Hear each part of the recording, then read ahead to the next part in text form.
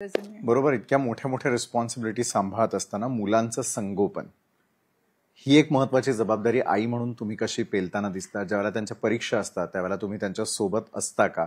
आणि पुढच्या पिढीनं राजकारणाकडे यावं?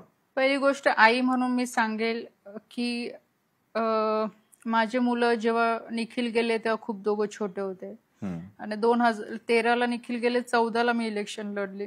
माझा मुलगा तेव्हा 1.25 वर्षाचाच होता, मुलगी 4.5 वर्षाची होती. आणि नक्कीच खासदार झाल्यामुळे मला दिल्लीला राहणं, मतदारसंघामध्ये फिरणं, ह्या सगळ्या गोष्टी चॅलेंजिंग होत्याच. माझ्यासाठी पण सगळं नवीन होतं. पण त्यावेळेस घरच्यांनी जबाबदारी घेतली, त्यांना मुंबईला शिकायला घातलं आणि तेव्हापासून ते दोघं मुंबईला शिकत होते. माझं मध्ये येऊन जाऊन होतं, पण त्यावेळेस सगळ्याच म्हणजे माझ्या सासू असतील, नणंद असेल, त्यांना सांभाळलं आणि चांगल्या पद्धतीने सगळं त्यांच्याकडे लक्ष दिलं. आता मी मंत्री झाल्यानंतर मलाही असं वाटलं की माझं आता जास्त वेळ दिल्लीत जाणार आहे आणि मुलं लहानपणापासून लांबच आहे माझ्यापासून, तर मी आता त्यांना इथे आणलं पाहिजे. आणि मी त्यांच्याशी बोलल्यानंतर त्यांना पण तो आनंद झाला की आज एवढ्या वर्षानंतर आम्हाला तुझ्या सोबत राहायला मिळत आहे.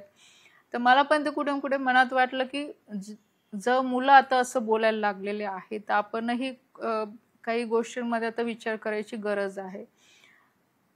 ते माझ्याकडे आता आलेले आहे. माझ्या मुलाला दिल्लीची स्कूल आवडत नाही, पण तरी सुद्धा तो माझ्यासाठी माझ्याजवळ थांबलेला आहे की चला आम्हाला तुझ्याजवळ राहायला मिळणार आहे. मुलगी पण माझ्यासोबत राहते आहे. आणि आज माझे मुलं अशा वयात आहे की त्यांना आज ह्या सगळ्या गोष्टी जाणवतात की आम्हाला वडिलांची पण गरज आहे, तुझी पण गरज आहे. आणि मलाही असं वाटतं की आज मी त्यांना किती सगळं काही जरी दिलं पण मी वडिलांची जागा नाही घेऊ शकत.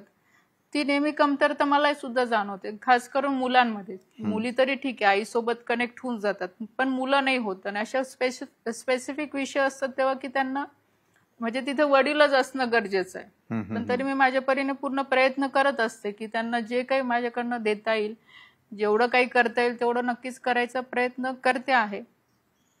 पण मला ह्या गोष्टीचं पण समाधान आहे की माझे मुलं म्हणजे त्यांच्यामध्ये तेवढं अंडरस्टँडिंग आहे की आज म्हणजे प्रत्येक गोष्टीची माझी ते तेवढी काळजी पण घेतात की असं नाही आहे की बाबा तू बाहेर चालली मग आमचं काय, म्हणजे कधीच नाही.